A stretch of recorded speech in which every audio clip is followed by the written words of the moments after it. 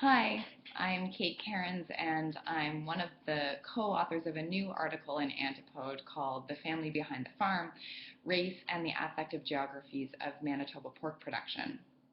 My three co-authors on this piece are all located at the University of Manitoba, and they are Deborah McPhail, Claudyne Chevrier, and Jill Bucklaschuk. And I'm located at Rutgers as an assistant professor of childhood studies. So in this paper, we look critically at an advertising campaign launched by the Manitoba Pork Council called The Family Behind the Farm.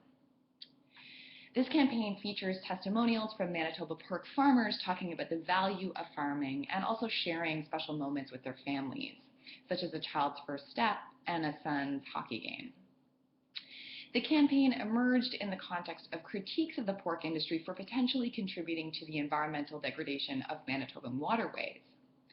And our primary interest in this piece is looking at how the campaign works affectively to distance the family farm from industrial pork production.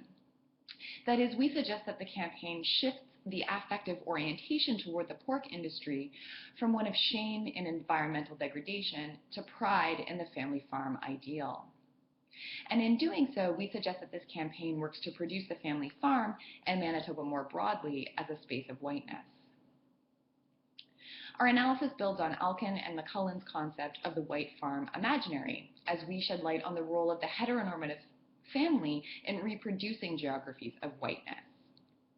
So in the campaign, we see this in affective appeals to intergenerational continuity and familial intimacy, as well as the prominent focus on children as the promise of farming futures. So we argue that by featuring white farmers and their families, this celebration of pride in the family farm not only obscures the intensive agriculture practices within the industry, but also works to produce Manitoba as a space of whiteness. The campaign obscures the violence of colonization and continued struggles over land claims in the province, and also erases the substantial contributions of racialized workers, particularly migrant laborers, within the pork industry, many of whom work at pork processing plants, which is an aspect of the industry that is not at all visible in this campaign. In terms of broader implications of our analysis, we suggest that this work highlights the need for more research into the role of the heteronormative family in reproducing affective geographies of whiteness. Here we want to build on Andrew Baldwin's claim that scholarship on white geographies has tended to focus on the past in terms of colonial imaginaries and nostalgia, but that whiteness is also reproduced through affective appeals to the future. We certainly see this in the Family Behind the Farm campaign through the prominent focus on children as the promise of farming futures. Finally, we feel there are important implications of this analysis for contemporary debates about food politics.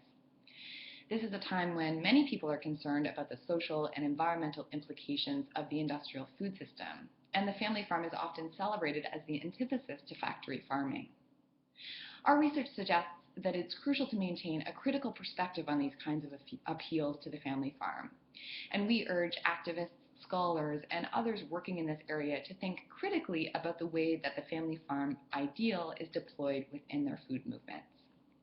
We hope you enjoy the paper.